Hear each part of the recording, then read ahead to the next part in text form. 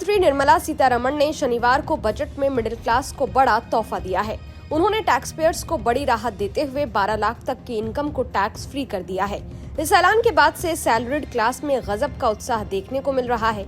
ऐसे में उम्मीद की जा रही है कि ज्यादातर टैक्स पेयर्स जो अभी ओल्ड टैक्स स्लैब में हैं, वो इस फैसले के बाद नई टैक्स स्लैब में स्विच कर सकते हैं। दरअसल केंद्रीय प्रत्यक्ष कर बोर्ड यानी CBDT के चेयरमैन रवि अग्रवाल ने कहा कि 12 लाख रुपए तक की आय पर टैक्स नहीं लगाने और सभी टैक्स स्लैब में बदलाव की बजट घोषणा के बाद 90% से ज्यादा इंडिविजुअल्स टैक्स पेयर्स नई टैक्स स्लैब को अपना सकते हैं। फिलहाल ये आंकड़ा लगभग 75% का है।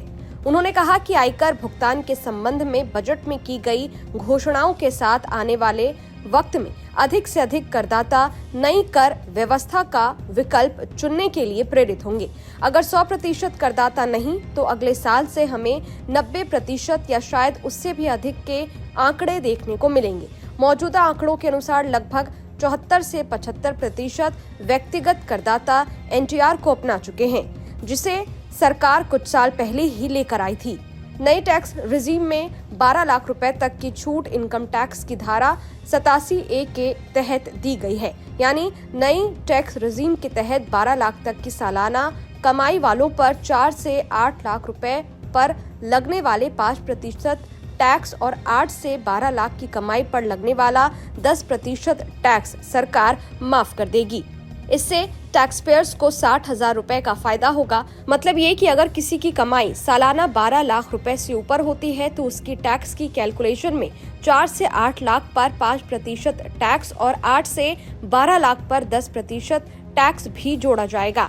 वहीं सरकार अगले हफ्ते नया इनकम टैक्स बिल लेकर आएगी।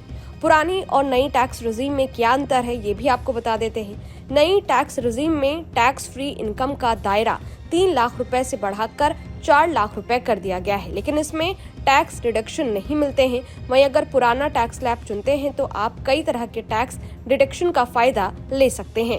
पुरानी टैक्स रिजीम में किस तरह की छूट मिलती है? अगर आप EPF, PPF और इक्विटी लिंक्ड सेविंग स्कीम में निवेश करते हैं तो आपकी कुल टैक्स स्लैब इनकम में से ये इनकम कम हो जाएगी। वहीं मेडिकल पॉलिसी पर किए गए खर्च, होम लोन पर चुकाए गए ब्याज और नेशनल पेंशन सिस्टम में निवेश किए गए रुपए भी आपकी टैक्स स्लैब इनकम से घट जाते हैं।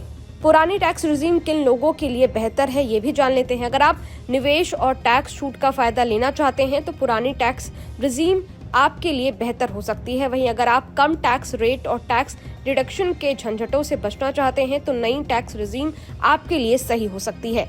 इस वीडियो में फिलहाल इतना ही। ये वीडियो आपको कैसा लगा कमेंट बॉक्स में जरूर बताइएगा। बाकी देश और दुनिया की तमाम खबरों के लिए देखते रहिए न्यूज नेशन। शुक्रिया। न्यूज नेशन अब व्हाट्सएप पर खबरों के ताजा अपडेट के लिए न्यूज नेशन के इस QR कोड को स्कैन करें।